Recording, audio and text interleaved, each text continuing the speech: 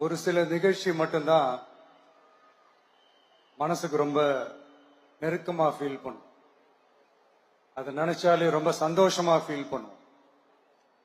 அப்படிப்பட்ட ஒரு நிகழ்ச்சி தான் இன்னைக்கு இந்த சிங்கப்பெண் சிறப்பு படைய தொடங்கி வைக்கிற இந்த நிகழ்வு.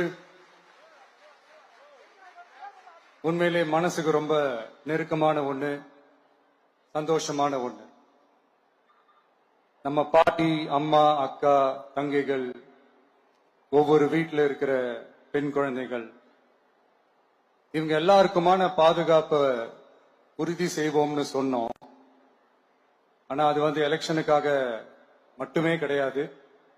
மனசுல இருந்து நிஜமா, உண்மையா, உணர்வு பூர்வமா சொன்னதுதான்.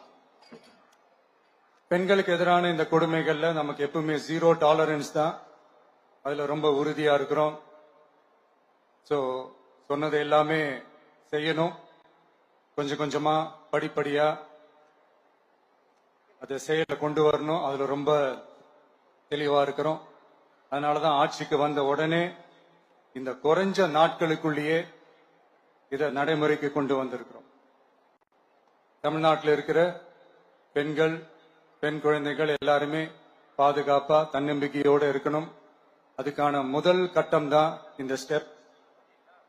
இது மனசுக்கு ஒரு மன நிறைவை கொடுத்தாலும், அதே நேரத்தில் பெண்களை பத்தின சில செய்திகள்லாம் கேட்கும் போது உண்மையிலேயே மனசு பதறுது, கண்ணு கலங்குது. அது கண்ட்ரோல் பண்ணவே முடியல. ஏன்னா நடக்கிற கொடுமைகள்லாம் யாருக்குங்க? நம்ம குடும்பத்தை சேர்ந்தவங்க தானே. எப்படி மனசு பதறாம இருக்கும்? அதனால பெண்களுக்கு எதிராக இதெல்லாம் ஏன் நடக்குது, எதுக்கு நடக்குதுன்றது மற்றவங்க மாதிரி ரீல்ஸ்லயும் இன்ஸ்டாலையும் தேடிட்டு இருக்க முடியாது. ரியாலிட்டிய புரிஞ்சுக்கணும். இந்த பிரச்சனைகள்லாம் ஏன் நடக்குது அப்படின்றத அனலைஸ் பண்ணி பார்க்கும்போது சுத்தி சுத்தி பாத்தீங்கன்னா ஒரே இடத்துலதான் நிக்குது. போதை பொருள் நடமாட்டம். அதை வேரோட பிடுங்கி எறியணும். இது 2026 போன மாசம் மே மாசம் 10ஆம் தேதி இந்த பிரச்சனை புதுசா முளைச்சு வந்துடல. இது பல வருஷமா இருக்கிற பிரச்சனை. பல வருஷமா இதை கண்டுக்காம விட்டதுதான் அந்த வேர் இவ்வளவு ஆழமா பரவி இருக்குது.